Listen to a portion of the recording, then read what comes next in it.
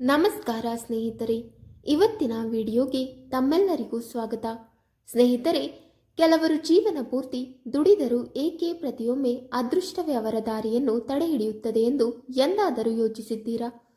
ಏಕೆ ಕೆಲವು ಸಂಬಂಧಗಳು ಏಕಾಏಕಿ ಮುರಿದು ಹೋಗುತ್ತವೆ? ಏಕೆ ನಾವು ನಮ್ಮವರೆಂದು ನಂಬಿದವರೇ ಒಮ್ಮೆ ನಮ್ಮ ಅತ್ಯಂತ ದೊಡ್ಡ ದುಃಖದ ಕಾರಣವಾಗುತ್ತಾರೆ? ನೀವು ವೃಶ್ಚಿಕ ರಾಶಿಯವರು ಆಗಿದ್ದರೆ ಇಂತಹ ಪ್ರಶ್ನೆಗಳು ನಿಮ್ಮ ಜೀವನದ ಭಾಗವಾಗಿರುತ್ತವೆ. ಜ್ಯೋತಿಷ ಶಾಸ್ತ್ರದ ಪ್ರಕಾರ ಪ್ರತಿ ರಾಶಿಯು ತನ್ನೊಂದಿಗೆ ಒಂದು ವಿಶೇಷ ಕರ್ಮಚಕ್ರ ಮತ್ತು ಗ್ರಹಗಳ ಚಲನೆಯ ಪರಿಣಾಮವನ್ನು ಹೊತ್ತಿರುತ್ತದೆ.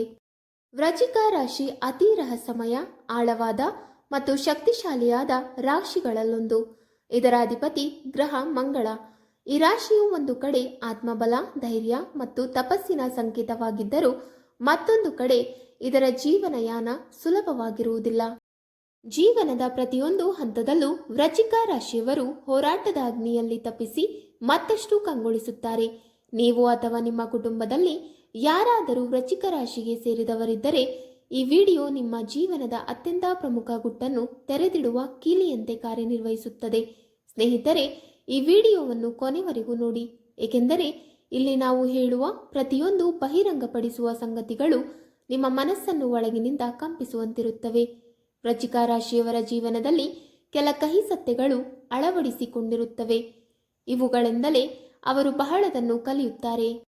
ಸ್ನೇಹಿತರೆ, ಈ ವಿಡಿಯೋದ 2ನೇ ಭಾಗದಲ್ಲಿ ಇಂತಹ ಕಹಿ ಸತ್ಯಗಳಿಂದ ಅವರನ್ನು ಹೊರತೆಗೆದಿಡಲು ಸಹಾಯಕವಾಗುವ ಕೆಲವು ವಿಶೇಷ ಪರಿಹಾರಗಳನ್ನು ತಿಳಿಸುತ್ತೇವೆ. ಆದರೆ ಅದಕ್ಕೂ ಮುಂಚೆ ಸ್ನೇಹಿತರೆ, ನೀವು ಸಹ ಲಕ್ಷ್ಮೀ ದೇವಿಯ ಆಶೀರ್ವಾದವನ್ನು ಪಡೆಯಬೇಕೆಂದು ಬಯಸಿದರೆ ಈ ವಿಡಿಯೋವನ್ನು ಲೈಕ್ ಮಾಡಿ, ನಮ್ಮ ಚಾನಲ್ ಅನ್ನು ಸಬ್ಸ್ಕ್ರೈಬ್ ಮಾಡಿ ಹಾಗೂ ತಪ್ಪದೆ ಕಾಮೆಂಟ್ ಬಾಕ್ಸ್ನಲ್ಲಿ ಜೈ ಲಕ್ಷ್ಮೀ ದೇವಿ ಮತ್ತು ಜೈ ಶ್ರೀ ಕೃಷ್ಣ ಎಂದು ತಪ್ಪದೆ ಬರೆದು ದೇವರ ಆಶೀರ್ವಾದವನ್ನು ಪಡೆಯಿರಿ. 1. ವೃಶ್ಚಿಕ ರಾಶಿಯವರ ಜೀವನದ ಮೊದಲನೇ ಕಹಿ ಸತ್ಯವೆಂದರೆ ವೃಶ್ಚಿಕ ರಾಶಿಯವರು ಜೀವನವನ್ನು ಕೇವಲ ಬದುಕುವುದಿಲ್ಲ, ಬದಲಿಗೆ ಪ್ರತಿಯೊಂದು ತಿರುವಿನಲ್ಲೂ ಅದನ್ನು ಅರ್ಥ ಮಾಡಿಕೊಳ್ಳುತ್ತಾರೆ, ಅದನ್ನು ಅನುಭವಿಸುತ್ತಾರೆ ಮತ್ತು ಒಳಗಿನಿಂದಲೇ ತಾಳುತ್ತಾರೆ. ಇದೇ ಕಾರಣದಿಂದ ಇವರಿಗೆ ಯಶಸ್ಸು ಸಿಕ್ಕಾಗ ಅವರ ಕಂಗೊಳಿಸುವಿಕೆ ಇತರರಿಗಿಂತ ಸಂಪೂರ್ಣ ವಿಭಿನ್ನವಾಗಿರುತ್ತದೆ. ತೇಜಸ್ವಿ, ಅದ್ವಿತೀಯ ಮತ್ತು ಶಾಶ್ವತ. ಬಾಲ್ಯದಿಂದಲೇ ವೃಶ್ಚಿಕ ರಾಶಿಯ ಮಕ್ಕಳಲ್ಲಿ ಒಂದು ವಿಭಿನ್ನ ಗಂಭೀರತೆ ಮತ್ತು ಆಳವು ಕಂಡುಬರುತ್ತದೆ. ಇವರು ಸಾಮಾನ್ಯ ಮಕ್ಕಳಿಗಿಂತ ಹೆಚ್ಚು ಸಂವೇದನಶೀಲರಾಗಿರುತ್ತಾರೆ ಮತ್ತು ವಿಷಯಗಳನ್ನು ತುಂಬ ಬೇಗ ಗ್ರಹಿಸಿಕೊಳ್ಳುತ್ತಾರೆ. ಆದರೆ ಇದೇ ವಿಶೇಷತೆ ಕೆಲವೊಮ್ಮೆ ಇವರಿಗೆ ಶಾಪವಾಗುತ್ತದೆ. ಇತರ ಮಕ್ಕಳು ಜಗತ್ತನ್ನು ಆಟ ಪಾಠಗಳಲ್ಲಿ ನೋಡುವಾಗ ವೃಶ್ಚಿಕ ರಾಶಿಯ ಮಕ್ಕಳು ತಮ್ಮದೇ ಭಾವನಾತ್ಮಕ ಗೊಂದಲಗಳಲ್ಲಿ ಸಿಲುಕಿರುತ್ತಾರೆ. ಪೋಷಕರಿಂದ ಬೇಕಾದ ಭಾವನಾತ್ಮಕ ಬೆಂಬಲ ಸಿಗದೇ ಇದ್ದಾಗ, ವಿಶೇಷವಾಗಿ 9 ರಿಂದ 13 ವರ್ಷದ ವಯಸ್ಸಿನ ನಡುವೆ ಮಾನಸಿಕ ಏಕಾಂತ ಅಥವಾ ಕುಟುಂಬದ ಕಲಹವನ್ನು ಅನುಭವಿಸುವ ಸಾಧ್ಯತೆ ಹೆಚ್ಚಾಗಿರುತ್ತದೆ. ಇದೇ ಅವಧಿಯಲ್ಲಿ ಆತ್ಮದ ಮೇಲೆ ಮೊದಲ ಆಳವಾದ ಗಾಯವಾಗುತ್ತದೆ. ಇದು ಕೆಲವೊಮ್ಮೆ ಜೀವನ ಪೂರ್ತಿ ಉಳಿಯಬಹುದು. ಆದರೆ ಈ ಸಮಯದಲ್ಲಿ ಚಂದ್ರನು ಶುಭ ಭಾವದಲ್ಲಿದ್ದರೆ ಮತ್ತು ಗುರು ಪಂಚಮ ಅಥವಾ ನವಮ ಭಾವದಲ್ಲಿ ಕುಳಿತಿದ್ದರೆ ಇವರಿಗೆ ಕುಟುಂಬದಿಂದ ಭಾವನಾತ್ಮಕ ರಕ್ಷಣೆ ಮತ್ತು ಮಾನಸಿಕ ಸಮತೋಲನ ದೊರೆಯುತ್ತದೆ. 2. ವೃಶ್ಚಿಕ ರಾಶಿಯವರ ಜೀವನದ 2ನೇ ಕಹಿ ಸತ್ಯವೆಂದರೆ 18 ರಿಂದ 25 ವಯಸ್ಸಿನ ಯುವಾವಸ್ಥೆ. ಇದು ಕನಸುಗಳಿಗೆ ಆಕಾರ ಸಿಗುವ ಕಾಲ, ಪ್ರೀತಿಯ ಮೊದಲ ಅನುಭವದ ಬರುವ ಸಮಯ ಮತ್ತು ವೃತ್ತಿ ಜೀವನದ ಅಡಿಪಾಯ ಹಾಕುವ ಹಂತ. ಆದರೆ ವೃಶ್ಚಿಕ ರಾಶಿಯವರಿಗೆ ಈ ಸಮಯ ಕನಸಾಗಿರದೆ ದೀರ್ಘವಾದ ಪರೀಕ್ಷೆಯಂತೆ ಇರುತ್ತದೆ. 17 ರಿಂದ 25 ವಯಸ್ಸಿನವರೆಗೆ ಇವರಿಗೆ ಮತ್ತೆ ಮತ್ತೆ ವೈಫಲ್ಯಗಳನ್ನು ಎದುರಿಸುವ ಪರಿಸ್ಥಿತಿ ಬರುತ್ತದೆ. ವಿಶೇಷವಾಗಿ 19 ರಿಂದ 23 ವಯಸ್ಸಿನಲ್ಲಿ ಅಧ್ಯಯನದಲ್ಲಿ ಅಡೆತಡೆಗಳು, ದಿಕ್ಕು ಬದಲಿಸುವ ಪರಿಸ್ಥಿತಿ ಅಥವಾ ತಮಗೆ ಇಷ್ಟವಾದ ದಾರಿಯೇ ಸಿಗದ ನೋವನ್ನು ಅನುಭವಿಸಬೇಕಾಗುತ್ತದೆ. ಪ್ರೀತಿಯಲ್ಲಿ ಕೂಡ ಭಾಗ್ಯವೇ ಇವರನ್ನು ವಂಚಿಸಿದಂತೆ ತೋರುತ್ತದೆ, ಏಕೆಂದರೆ ಇವರಿಗೆ ಭರವಸೆ ಕೊಡುವವರೇ ದೊಡ್ಡ ದ್ರೋಹಿಗಳು ಆಗುತ್ತಾರೆ. ಈ ಸಮಯದಲ್ಲಿ ಮನಸ್ಸು ಒಳಗಿನಿಂದಲೇ ಒಡೆದು ಹೋಗುತ್ತದೆ, ಆತ್ಮಗೌರವಕ್ಕೆ ಧಕ್ಕೆ ಆಗುತ್ತದೆ ಮತ್ತು ಆಳವಾದ ಖಾಲಿತನವು ಮನಸ್ಸಿನಲ್ಲಿ ನೆಲೆಯೂರುತ್ತದೆ. ಆದರೆ ಜಾತಕದಲ್ಲಿ ಬುಧನು ಬಲವಾಗಿದ್ದರೆ ಮತ್ತು ದಶಾ ಮಹಾದಶೆಯಲ್ಲಿ ಶುಭಯೋಗಗಳು ನಡೆಯುತ್ತಿದ್ದರೆ ಈ ಅವಧಿ ಹೋರಾಟದ ಜೊತೆಗೆ ನಾಯಕತ್ವ ಸಾಮರ್ಥ್ಯ, ಆತ್ಮವಿಶ್ವಾಸ ಮತ್ತು ಮಾನಸಿಕ ದೃಢತೆಯನ್ನು ನೀಡುತ್ತದೆ. ಹಲವಾರು ವೃಶ್ಚಿಕ ರಾಶಿಯವರು ಇದೇ ಸಮಯದಲ್ಲಿ ಸ್ಪರ್ಧಾತ್ಮಕ ಪರೀಕ್ಷೆಗಳಲ್ಲಿ ಅಥವಾ ಆಕಸ್ಮಿಕವಾಗಿ ಬಂದ ಅವಕಾಶಗಳಿಂದ ತಮ್ಮ ವೃತ್ತಿ ಜೀವನವನ್ನು ಪ್ರಾರಂಭಿಸುವಲ್ಲಿ ಯಶಸ್ವಿಯಾಗುತ್ತಾರೆ. 3. ವೃಶ್ಚಿಕ ರಾಶಿಯವರ ಜೀವನದ ಮೂರನೇ ಕಹಿ ಸತ್ಯವೆಂದರೆ 21ರಿಂದ 25ರ ವಯಸ್ಸಿನ ನಡುವೆ ವೃಶ್ಚಿಕ ರಾಶಿಯವರು ವೃತ್ತಿ ಜೀವನದ ದಾರಿಯಲ್ಲಿಯೂ ಹೋರಾಟವನ್ನು ಎದುರಿಸಬೇಕಾಗುತ್ತದೆ. ಉದ್ಯೋಗವನ್ನು ಆರಂಭಿಸಿದರೆ ಮೊದಲ ಅನುಭವವೇ ಅವರ ಆತ್ಮವಿಶ್ವಾಸವನ್ನು ಕುಗ್ಗಿಸುವಂತಾಗಬಹುದು ಅಥವಾ ಜಗತ್ತು ಎಷ್ಟು ಕಠಿಣವಾಗಿರಬಹುದು ಎಂಬುದನ್ನು ಕಲಿಸುವಂತದಾಗಬಹುದು. ವ್ಯಾಪಾರ ಮಾಡಲು ಪ್ರಯತ್ನಿಸಿದರೆ ನಷ್ಟ, ವಂಚನೆ ಅಥವಾ ಅತಿಯಾದ ಒತ್ತಡವನ್ನು ಎದುರಿಸಬೇಕಾಗುತ್ತದೆ.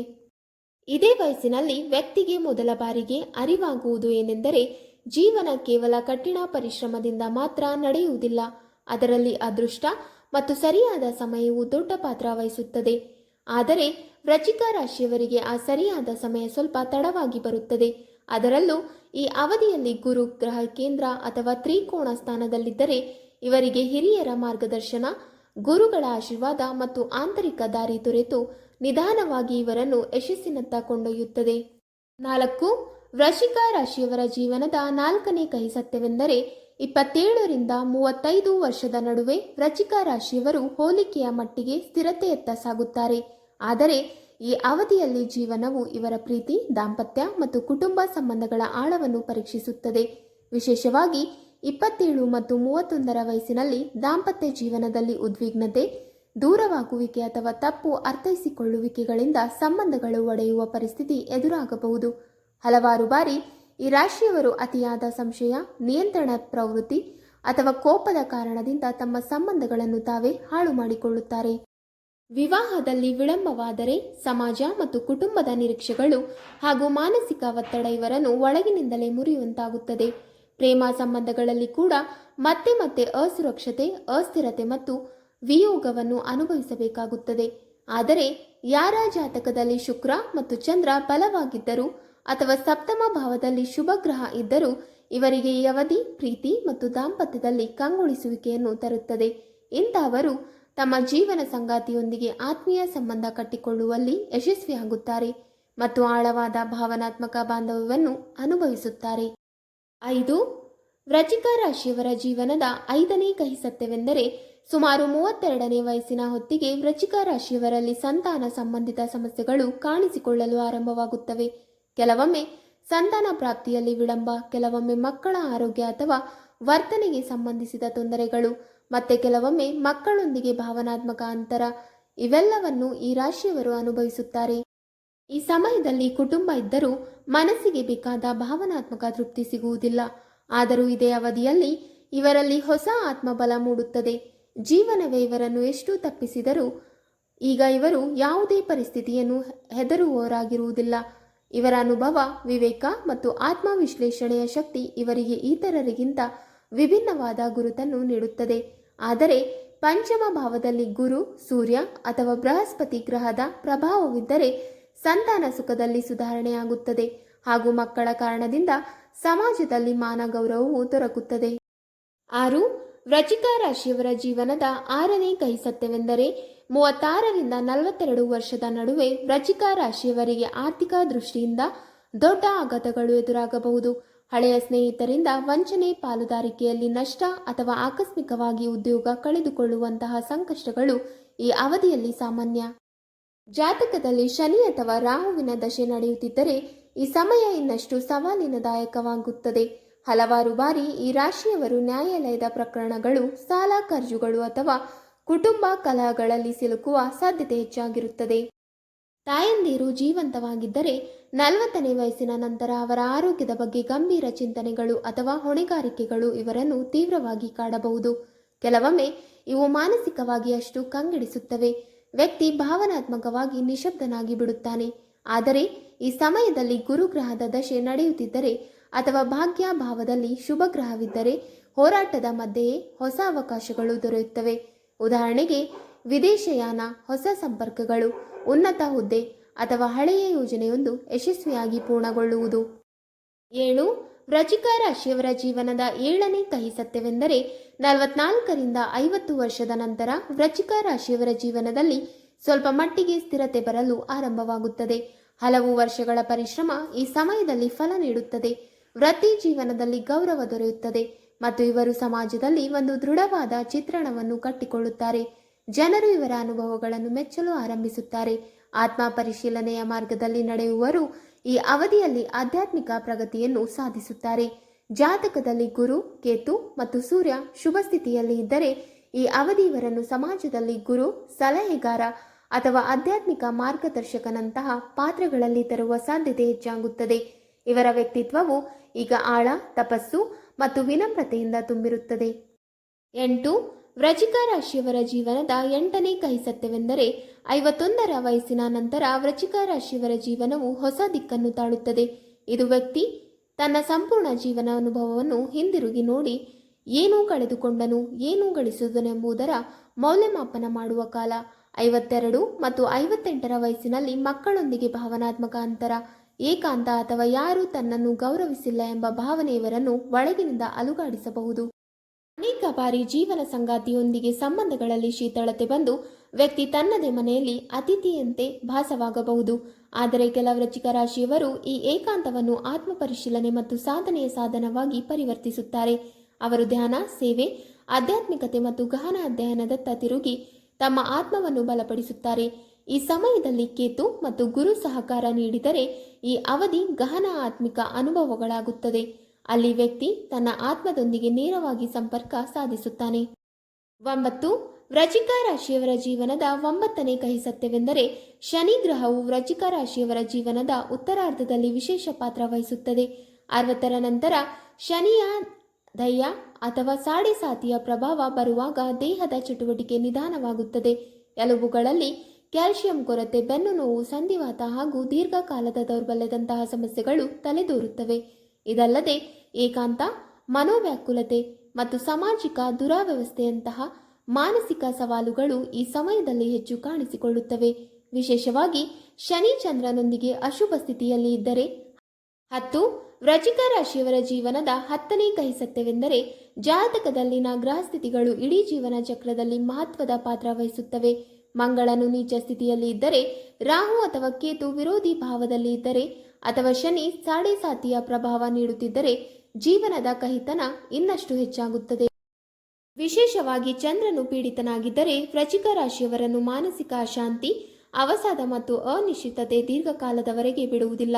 60ರ ನಂತರ ವೃಶ್ಚಿಕ ರಾಶಿಯ ಮಹಿಳೆಯರಲ್ಲಿ ಹಾರ್ಮೋನ್ ಅಸಮತೋಲನ, ಮೀನೋಪೌಸ್ ಸಂಬಂಧಿತ ತೊಂದರೆಗಳು, ಥೈರಾಯ್ಡ್, ದೇಹದ ದಪ್ಪ ಅಥವಾ ಎಲುಬಿನ ದುರ್ಬಲತೆ ಸಾಮಾನ್ಯವಾಗಿ ಕಂಡುಬರುತ್ತದೆ. ಶುಕ್ರನು ದುರ್ಬಲವಾಗಿದ್ದರೆ ಮಹಿಳೆಯರಲ್ಲಿ ಚರ್ಮ ಸಂಬಂಧಿತ ರೋಗಗಳು ಅಥವಾ ಸೌಂದರ್ಯದ ಬಗ್ಗೆ ಚಿಂತೆಯು ಹೆಚ್ಚಾಗಿ ಹಿಡಿಯಬಹುದು. ಇವೆಲ್ಲವೂ ಮಾನಸಿಕ ಅಸಮತೋಲನದ ಮೇಲೂ ಪರಿಣಾಮ ಬೀರುತ್ತವೆ. ಇದರಿಂದ ಚಿಂತೆ ಮತ್ತು ಚಿಡಿಚಿಡಿತನ ಹುಟ್ಟುತ್ತದೆ. ಆದರೆ ಜಾತಕ ಅನುಕೂಲಕರವಾಗಿದ್ದರೆ ಅಥವಾ ಸರಿಯಾದ ಪರಿಹಾರಗಳನ್ನು ಮಾಡಿದರೆ ಜೀವನದ ದಿಕ್ಕನ್ನೇ ಬದಲಾಯಿಸಬಹುದು. ಮಂಗಳ, ಗುರು, ಶುಕ್ರ ಮತ್ತು ಚಂದ್ರನು ಶುಭ ಸ್ಥಿತಿಯಲ್ಲಿ ಇದ್ದರೆ ಇವರ ಜೀವನವು ಶಕ್ತಿ, ಪ್ರೀತಿ, ಬುದ್ಧಿ ಮತ್ತು ಸಮತೋಲನದಿಂದ ತುಂಬಿರುತ್ತದೆ. 11. ವೃಶ್ಚಿಕ ರಾಶಿಯವರ ಜೀವನದ 11ನೇ ಕಹಿ ಸತ್ಯವೆಂದರೆ 60ರ ವಯಸ್ಸು ಅಂದರೆ ವೃದ್ಧಾಪ್ಯದಲ್ಲಿ ವೃಶ್ಚಿಕ ರಾಶಿಯವರು ತಮ್ಮೊಳಗಿನ ಕಹಿತನ, ಕೋಪ ಮತ್ತು ದ್ವೇಷವನ್ನು ತ್ಯಜಿಸಿದರೆ ಅವರ ಜೀವನವು ಮೃದು ಮತ್ತು ಶಾಂತವಾಗಿರುತ್ತದೆ. ಇಂತಹವರು ಇತರರಿಗೆ ಮಾರ್ಗದರ್ಶಕರಾಗಿ ಪರಿಣಮಿಸುತ್ತಾರೆ ಮತ್ತು ಜನರು ಅವರ ಮಾತುಗಳನ್ನು ಗಂಭೀರವಾಗಿ ಆಲಿಸುತ್ತಾರೆ. ಅವರ ಅನುಭವದಿಂದ ಪ್ರೇರಣೆ ಪಡೆದು ಅವರ ವ್ಯಕ್ತಿತ್ವವು ಆಧ್ಯಾತ್ಮಿಕ ಪ್ರಕಾಶದಿಂದ ತುಂಬಿಕೊಳ್ಳುತ್ತದೆ. ಆದರೆ ವೃಶ್ಚಿಕ ರಾಶಿಯವರು ಸ್ವಭಾವತಃ ಆಳವಾಗಿ ಚಿಂತಿಸುವವರಾಗಿರುವುದರಿಂದ ವೃದ್ಧಾಪ್ಯದಲ್ಲಿ ತಾವು ಸಮಾಜದಿಂದ ದೂರವಾಗದಂತೆ ಭಾಸವಾಗಬಹುದು. ಚಂದ್ರ ಅಥವಾ ಗುರು ದುರ್ಬಲವಾಗಿದ್ದರೆ ಏಕಾಂತ, ಭಯ ಮತ್ತು ನಿದ್ರಾಹೀನತೆಯಂತಹ ಸಮಸ್ಯೆಗಳು ಜೀವನವನ್ನು ಕಷ್ಟಕರವಾಗಿಸಬಹುದು. ಆದ್ದರಿಂದಲೇ ಅವರಿಗೆ ಧ್ಯಾನ, ಪೂಜೆ, ಸತ್ಸಂಗ ಮತ್ತು ಕುಟುಂಬದೊಂದಿಗೆ ನಂಟು ಕಾಪಾಡಿಕೊಳ್ಳುವಂತೆ ಸಲಹೆ ನೀಡಲಾಗುತ್ತದೆ. ಈ ಸಮಯದಲ್ಲಿ ಚಂದ್ರ, ಗುರು ಅಥವಾ ಸೂರ್ಯ ಬಲವಾಗಿದ್ದರೆ ವೃದ್ಧಾಪ್ಯದಲ್ಲಿ ಗೌರವ, ಕುಟುಂಬದ ಬೆಂಬಲ ಮತ್ತು ಮಾನಸಿಕ ತೃಪ್ತಿ ದೊರಕುತ್ತದೆ. ಅಂತಿಮ ಕ್ಷಣವೆಂದರೆ ಜೀವನದ ಎಲ್ಲ ಪದರಗಳು ಒಂದರ ಹಿಂದೆ ಒಂದಾಗಿ ತೆರೆಯಲ್ಪಡುವ ಕಾಲ. ದೇಹ ನಿಧಾನವಾಗಿ ಮೌನವಾಗುತ್ತಾ ಹೋಗುತ್ತದೆ, ಆದರೆ ಆತ್ಮದ ಒಳಗೆ ನೆನಪುಗಳ ಶಬ್ದ ಮಾತ್ರ ಗಟ್ಟಿಯಾಗಿ ಮೊಳಗುತ್ತಿರುತ್ತದೆ. ವೃಶ್ಚಿಕ ರಾಶಿಯವರು ತಮ್ಮ ಜೀವನದಲ್ಲಿ ಎಷ್ಟು ಭಾವನಾತ್ಮಕ ಹಾಗೂ ಆಳವಾಗಿರುತ್ತಾರೋ ಅಷ್ಟೇ ಆಳತೆ ಅವರ ಅಂತಿಮ ಕ್ಷಣದಲ್ಲಿಯೂ ಕಾಣಿಸುತ್ತದೆ. ಇವರು ತಮ್ಮ ಜೀವನದ ಪ್ರತಿಯೊಂದು ಹೋರಾಟವನ್ನು ಮೌನವಾಗಿ ಎದುರಿಸಿದವರಾಗಿರುತ್ತಾರೆ. ಸಂಪೂರ್ಣವಾಗಿ ಯಾರಿಗೂ ತೆರೆದುಕೊಳ್ಳುವ ಹೊರತು ತಮ್ಮೊಳಗಿನ ಬಿರುಗಾಳಿಯನ್ನು ಮರೆಮಾಚಿಕೊಂಡೇ ನಗುತ್ತಾ ಬಾಳುವವರು. ಮರಣವು ಸಮೀಪಿಸುತ್ತಿರುವಾಗ ಇವರ ಆತ್ಮದೊಂದಿಗೆ ಇವರು ಸಂವಾದ ಇನ್ನೂ ತೀವ್ರವಾಗುತ್ತದೆ. ಅಂತಿಮ ಕ್ಷಣಗಳಲ್ಲಿ ಎಲ್ಲವೂ ನಿಶಬ್ದವಾಗುವಾಗ ಇವರು ತಾವು ಮಾಡಿದ ಮತ್ತು ಮಾಡದೆ ಉಳಿಸಿದ ಕರ್ಮಗಳ ಅರಿವು ಬಹಳ ಆಳವಾಗಿ ಅನುಭವಿಸುತ್ತಾರೆ. ಅನೇಕ ಬಾರಿ ವೃಶ್ಚಿಕ ರಾಶಿಯವರ ಮನಸ್ಸು ಒಂದು ಅಪೂರ್ಣ ಆಸೆಯ ಭಾರದಿಂದ ತುಂಬಿರುತ್ತದೆ. ಯಾರಿಗೋ ಏನನ್ನಾದರೂ ಹೇಳಬೇಕಾಗಿತ್ತು, ಯಾರಿಗೋ ಸೇರಿಸಿಕೊಳ್ಳಬೇಕಾಗಿತ್ತು, ಯಾವುದನ್ನು ಬಿಟ್ಟು ಬಿಡಬೇಕಾಗಿತ್ತು, ಆದರೆ ಹೇಳಲಾಗಿರಲಿಲ್ಲ. ಆದರೂ ಇವರ ಆತ್ಮ ಶಾಂತವಾಗಿಯೇ ಇರುತ್ತದೆ, ಏಕೆಂದರೆ ಒಳಗೆ ಒಂದು ನಂಬಿಕೆ ಇರುತ್ತದೆ. ಮುಂದಿನ ಜನ್ಮದಲ್ಲಿ ಎಲ್ಲವೂ ಪೂರ್ಣಗೊಳ್ಳುತ್ತದೆ. ಅಪೂರ್ಣವಾಗಿದ್ದ ಪ್ರೀತಿ ಮತ್ತೆ ಮತ್ತೊಂದು ಜನ್ಮದಲ್ಲಿ ದೊರೆಯುತ್ತದೆ. ಮುರಿದ ಸಂಬಂಧಗಳು ಮತ್ತೆ ಜೋಡಿಸಲ್ಪಡುತ್ತವೆ. ವೃಶ್ಚಿಕ ರಾಶಿಯವರು ಮರಣವನ್ನು ಹೆದರದೆ ಅದನ್ನು ಆತ್ಮದ ಹೊಸ ಪ್ರಯಾಣಕ್ಕೆ ಹೊರಡುವ ಒಂದು ಗುಪ್ತ ದ್ವಾರವೆಂದು ಭಾವಿಸುತ್ತಾರೆ. ಇನ್ನು ಹೆಚ್ಚು ಪರಿಪಕ್ವತೆಯೊಂದಿಗೆ ಅವರ ಅಂತಿಮ ಕ್ಷಣವು ವಿದಾಯವಲ್ಲ, ಅದು ಒಂದು ಮೌನದ ವಿದಾಯ, ಬಹಳವನ್ನು ಹೇಳುವಂತಿದ್ದುಕೊಂಡು ಸಂಪೂರ್ಣವಾಗಿ ನಿಶಬ್ದವಾಗಿರುವುದು. ನೀವು ಈ ವಿಡಿಯೋದಲ್ಲಿ ಹೇಳಲಾದ ಪ್ರತಿಯೊಂದು ಸಂಗತಿಗಳನ್ನು ನಿಮ್ಮ ಜೀವನದಲ್ಲಿ ಅನುಭವಿಸಿದರೆ ನೀವು ಒಬ್ಬರೇ ಅಲ್ಲ, ಪ್ರತಿಯೊಬ್ಬ ವೃಶ್ಚಿಕ ರಾಶಿಯವರು ತಮ್ಮ ಜೀವನದಲ್ಲಿ ಕನಿಷ್ಠ ಒಂದು ಬಾರಿಯಾದರೂ ಈ ಆಳವನ್ನು ದಾಟುತ್ತಾರೆ. ಈ ನೋವು ನಿಮಗೆ ಒಡೆಯಲು ಬಂದಿರುವುದಲ್ಲ, ಬದಲಾಗಿ ನಿಮ್ಮನ್ನು ತಪ್ಪಿಸಿ ಕುಂದನ ಮಾಡುವುದಕ್ಕೆ ಬಂದಿದೆ. ನಂಬಿಕೆ ಇಡಿ, ನಿಮ್ಮ ಆತ್ಮದಲ್ಲಿ ಯಾವುದೇ ಅಂಧಕಾರವನ್ನು ಬೆಳಕಿನಲ್ಲಿ ಪರಿವರ್ತಿಸಲು ಶಕ್ತಿ ಇದೆ. ಈಗ ವೃಶ್ಚಿಕ ರಾಶಿಯವರಿಗೆ ಸದಾ ಶುಭ ಫಲ ನೀಡುವ ಪ್ರಯೋಜನಕಾರಿ ಪರಿಹಾರಗಳನ್ನು ತಿಳಿದುಕೊಳ್ಳೋಣ. ವೃಶ್ಚಿಕ ರಾಶಿಯವರ ಪ್ರೀತಿ ಮತ್ತು ದಾಂಪತ್ಯ ಜೀವನವು ಸಾಮಾನ್ಯವಾಗಿ ಆಳದಿಂದ ಕೂಡಿರುತ್ತದೆ. ಆದರೆ ಇದೇ ಆಳದಲ್ಲಿ ಸಂಶಯ, ಸ್ವಾಮಿತ್ವದ ಭಾವನೆ ಮತ್ತು ನಿರೀಕ್ಷೆಗಳ ಬಲೆಯೂ ಅಡಗಿರುತ್ತವೆ. ಪ್ರೇಮದಲ್ಲಿ ಭಿನ್ನಾಭಿಪ್ರಾಯಗಳು ಉಂಟಾಗಲು ಪ್ರಾರಂಭವಾದರೆ ಅಥವಾ ದಾಂಪತ್ಯ ಜೀವನದಲ್ಲಿ ಒತ್ತಡ ಹೆಚ್ಚಾದರೆ ಶುಕ್ರವಾರದಂದು ಶ್ರೀ ಮಹಾಲಕ್ಷ್ಮಿ ಮತ್ತು ಭಗವಾನ್ ವಿಷ್ಣುವಿನ ಸಂಯುಕ್ತ ಪೂಜೆ ಮಾಡುವುದು ಉತ್ತಮ. ಈ ದಿನ ಗುಲಾಬಿ ಬಣ್ಣದ ವಸ್ತ್ರ ಧರಿಸಿ ಓಂ ಲಕ್ಷ್ಮೀ ನಾರಾಯಣಯ ನಮಃ ಮಂತ್ರವನ್ನು ಜಪಿಸಬೇಕು. ಗಂಡ ಹೆಂಡತಿಯರು ಇಬ್ಬರು ರಾತ್ರಿ ವೇಳೆ ದೀಪ ಹಚ್ಚಿ ತುಳಸಿಯ ಹತ್ತಿರ ಕುಳಿತು ಸ್ವಲ್ಪ ಕಾಲ ಮೌನ ಸಾಧನೆ ಮಾಡಿದರೆ ಸಂಬಂಧಗಳಲ್ಲಿ ಸಾಮರಸ್ಯ ವೃದ್ಧಿಸುತ್ತದೆ. ದಾಂಪತ್ಯ ಜೀವನದಲ್ಲಿ ಅತಿಯಾದ ಕಲಹೆ ಉಂಟಾದರೆ ಸೋಮವಾರದಂದು ಶಿವಪಾರ್ವತಿಯ ಜಲಾಭಿಷೇಕ ಮಾಡಿ ಓಂ ಉಮಾಪತೆಯೇ ನಮಃ ಮಂತ್ರವನ್ನು 108 ಬಾರಿ ಜಪಿಸಬೇಕು. ಪ್ರೇಮ ಸಂಬಂಧಗಳಲ್ಲಿ ಸ್ಥಿರತೆಯನ್ನು ಬಯಸುವ ಕನ್ಯೆಯರು ಬುಧವಾರದಂದು ಹಸಿರು ಬಣ್ಣದ ವಸ್ತ್ರ ಮತ್ತು ಹಸಿರು ಹಣ್ಣುಗಳನ್ನು ದಾನ ಮಾಡುವುದು ಶ್ರೇಯಸ್ಕರ. ಆರ್ಥಿಕ ಸಂಕಷ್ಟ ಅಥವಾ ಪುನಃ ಧನ ನಷ್ಟ ಉಂಟಾದರೆ ವೃಶ್ಚಿಕ ರಾಶಿಯವರು ಪ್ರತಿ ಶುಕ್ರವಾರವೂ ಶ್ರೀ ಮಹಾಲಕ್ಷ್ಮಿಯ ಪೂಜೆ ಮಾಡುವುದು ಅತ್ಯಂತ ಲಾಭಕಾರಿ. ಮನೆಯ ಉತ್ತರ ದಿಕ್ಕಿನಲ್ಲಿ ಸ್ವಚ್ಛವಾದ ಸ್ಥಳದಲ್ಲಿ ಲಕ್ಷ್ಮೀ ಯಂತ್ರವನ್ನು ಪ್ರತಿಷ್ಠಾಪಿಸಿ ಪ್ರತಿದಿನ ತುಪ್ಪದ ದೀಪವನ್ನು ಹಚ್ಚಿ ಓಂ ಶ್ರೀ ಹಂ ಕ್ರೀಂ ಮಹಾಲಕ್ಷ್ಮಿಯ ನಮಃ ಮಂತ್ರವನ್ನು ಜಪಿಸಿದರೆ ಆರ್ಥಿಕ ಶಕ್ತಿಗಳು ಸಕ್ರಿಯವಾಗುತ್ತವೆ. ಮಂಗಳವಾರದಂದು ಹನುಮಾನ್ ಸ್ವಾಮಿಗೆ ಸಿಂಧೂರ ಮತ್ತು ಚಮೇಲಿ ಎಣ್ಣೆ ಅರ್ಪಿಸಿ ಹನುಮಾನ್ ಬಹುಕ ಪಾಠ ಮಾಡಿದರೆ ಅಟ್ಟಕಟ್ಟಿದ ಹಣ ವಾಪಸ್ಸು ಬರಲು ಪ್ರಾರಂಭವಾಗುತ್ತದೆ. ಶನಿವಾರದಂದು ಅಗತ್ಯವಿರುವವರಿಗೆ ಕಪ್ಪು ಎಳ್ಳು, ಕಂಬಳಿ ಅಥವಾ ಎಣ್ಣೆ ದಾನ ಮಾಡಿದರೆ ಆರ್ಥಿಕ ಅಡಚಣೆಗಳು ದೂರವಾಗುತ್ತವೆ. ಧನ ವೃದ್ಧಿಗಾಗಿ ಶ್ರೀಯಂತ್ರದ ಪೂಜೆಯು ಒಂದು ದಿವ್ಯ ಪರಿಹಾರವಾಗಿದ್ದು ಇದನ್ನು ವಿಶೇಷವಾಗಿ ಶುಕ್ರವಾರದಿಂದ ಪ್ರಾರಂಭಿಸುವುದು ಅತ್ಯಂತ ಶುಭಕರ. ಉದ್ಯೋಗ ಮತ್ತು ವ್ಯಾಪಾರದಲ್ಲಿ ಯಶಸ್ಸು ಪಡೆಯಲು ಪ್ರತಿದಿನ ಸೂರ್ಯನಿಗೆ ಅರ್ಘ್ಯ ನೀಡಿ ಓಂ ಆದಿತ್ಯಾಯ ನಮಃ ಮಂತ್ರವನ್ನು ಜಪಿಸಬೇಕು. ಮಂಗಳನ ಪ್ರಭಾವವನ್ನು ಬಲಪಡಿಸಲು ಯಾವಾಗಲೂ ಪರ್ಸ್ನಲ್ಲಿ ತಾಮ್ರದ ನಾಣ್ಯವನ್ನು ಇಟ್ಟುಕೊಳ್ಳುವುದು ಉತ್ತಮ. ಉದ್ಯೋಗದಲ್ಲಿ ಪದೋನ್ನತಿಗಾಗಿ ಮಂಗಳವಾರ ಹನುಮಾನ್ ಚಾಲಿಸೆಯ ಪಠಣ ಮತ್ತು ಶನಿವಾರ ಶನಿದೇವರ ದೇವಾಲಯದಲ್ಲಿ ಎಣ್ಣೆಯ ದೀಪ ಹಚ್ಚುವುದು ಶುಭಕರ. ವ್ಯಾಪಾರದಲ್ಲಿ ಪ್ರಗತಿಗಾಗಿ ಗಣೇಶನ ಸಂಕಟ ನಾಶನ ಸ್ತೋತ್ರ ಪಠಿಸಬೇಕು ಮತ್ತು ಬುಧವಾರದಂದು ಹಸಿರು ಕಾಗೆಗೆ ಹಸಿರು ಮೆಣಸಿನಕಾಯಿ ಮತ್ತು ಹಸಿರು ಧಾನ್ಯಗಳನ್ನು ತಿನ್ನಿಸುವುದು ಲಾಭಕರ. ವ್ಯಾಪಾರದ ಸ್ಥಳದಲ್ಲಿ ಓಂ ಗಣಪತಾಯೇ ನಮಃ ಎಂದು ಬರೆಯುವುದು ಅಥವಾ ಗಣೇಶ ಯಂತ್ರವನ್ನು ಪ್ರತಿಷ್ಠಾಪಿಸುವುದು ಶ್ರೇಷ್ಠ. ಜೊತೆಗೆ ನಿಮ್ಮ ಕಾರ್ಯಾಲಯದ ನೇತೃತ್ವ ದಿಕ್ಕನ್ನು ಅಂದರೆ ದಕ್ಷಿಣ ಪಶ್ಚಿಮ ಯಾವಾಗಲೂ ಸ್ವಚ್ಛ ಮತ್ತು ಭಾರಿಯಾಗಿ ಇಟ್ಟುಕೊಳ್ಳಬೇಕು, ಏಕೆಂದರೆ ಇದು ಸ್ಥಿರತೆಯ ಸಂಕೇತವಾಗಿದೆ. ಸಂತಾನ ಸುಖದಲ್ಲಿ ವಿಳಂಬವಾಗುತ್ತಿದ್ದರೆ ಅಥವಾ ಮಕ್ಕಳೊಂದಿಗೆ ಸಂಬಂಧಗಳಲ್ಲಿ ದೂರ ಉಂಟಾದರೆ ಚಂದ್ರ ಮತ್ತು ಗುರು ಗ್ರಹಗಳ ಶಾಂತಿ ಮಾಡುವುದು ಬಹಳ ಮುಖ್ಯ. ಗುರುವಾರದಂದು ಹಳದಿ ವಸ್ತುಗಳಾದ ಕಡಲೆಬೇಳೆ, ಹಳದಿ ಬಟ್ಟೆ ಅಥವಾ ಹಸಿರು ಹಳದಿ ದಾನ ಮಾಡುವುದು ಶುಭಕರ. ಜೊತೆಗೆ ಓಂ ರೀಂ ಬ್ರಹ್ಮಸ್ಪತೆಯೇ ನಮಃ ಮಂತ್ರವನ್ನು 108 ಬಾರಿ ಜಪಿಸಬೇಕು. ಗರ್ಭಧಾರಣೆ ಇಚ್ಛೆ ಇರುವ ಮಹಿಳೆಯರು ಪ್ರತಿ ಸೋಮವಾರ ಶಿವಲಿಂಗಕ್ಕೆ ನೀರು ಅರ್ಪಿಸಿ ಓಂ ನಮಃ ಶಿವಾಯ ಮಂತ್ರವನ್ನು ಜಪಿಸುವುದು ಫಲಕಾರಿಯಾಗುತ್ತದೆ. ಮಕ್ಕಳ ಆರೋಗ್ಯ ಅಥವಾ ವಿದ್ಯಾಭ್ಯಾಸದಲ್ಲಿ ಅಡಚಣೆ ಇದ್ದರೆ ಶ್ರೀ ಗಣೇಶನ ಆರಾಧನೆ ಮಾಡಬೇಕು ಮತ್ತು ಬುಧವಾರ ಮಕ್ಕಳಿಗೆ ದುರ್ವಾ ಹುಲ್ಲು ಅರ್ಪಿಸುವುದು ಲಾಭದಾಯಕ. ಮಕ್ಕಳಲ್ಲಿ ಅವಿಧೇಯತೆ ಕಂಡುಬಂದರೆ ಅವರ ಹೆಸರನ್ನು ಮನಸ್ಸಿನಲ್ಲಿ ಉಚ್ಚರಿಸಿ ಪ್ರತಿದಿನ ತುಳಸಿ ಗಿಡದ ಬಳಿಯಲ್ಲಿ ಕುಳಿತು ಓಂ ನಮೋ ಭಗವತೆ ವಾಸುದೇವಾಯ ಮಂತ್ರವನ್ನು 21 ಬಾರಿ ಜಪಿಸುವುದು ಸಂಬಂಧಗಳನ್ನು ಸುಧಾರಿಸುತ್ತದೆ. ತಾಯಂದಿರಿಗೆ ತಂದೆಯಿಂದ ಭಾವನಾತ್ಮಕ ಅಂತರ ಅಥವಾ ಕಲಹದ ಸ್ಥಿತಿ ಇದ್ದರೆ ಚಂದ್ರ ಮತ್ತು ಶನಿ ಗ್ರಹಗಳನ್ನು ಶಾಂತಿಪಡಿಸುವುದು ಅಗತ್ಯ. ತಾಯಿಗಾಗಿ ಸೋಮವಾರದಂದು ಬೆಳ್ಳಿ ಬಣ್ಣದ ವಸ್ತು ಅಥವಾ ಬಿಳಿ ಸಿಹಿ ದಾನ ಮಾಡಿ ಓಂ ಸೋಂ ಸೋಮೇಶ್ವರಾಯ ನಮಃ ಮಂತ್ರವನ್ನು ಜಪಿಸಬೇಕು. ತಂದೆಯೊಂದಿಗೆ ಸಂಬಂಧ ಸುಧಾರಣೆಗೆ ಭಾನುವಾರದಂದು ಸೂರ್ಯನಿಗೆ ನೀರು ಅರ್ಪಿಸಿ ಓಂ ಘೃಣಿ ಸೂರ್ಯಾಯ ನಮಃ ಮಂತ್ರವನ್ನು 12 ಬಾರಿ ಜಪಿಸುವುದು ಉತ್ತಮ. ಕಲಹದ ಸಮಯದಲ್ಲಿ ಮನೆಯಲ್ಲಿ ನವಗ್ರಹ ಯಂತ್ರವನ್ನು ಪ್ರತಿಷ್ಠಾಪಿಸಿ.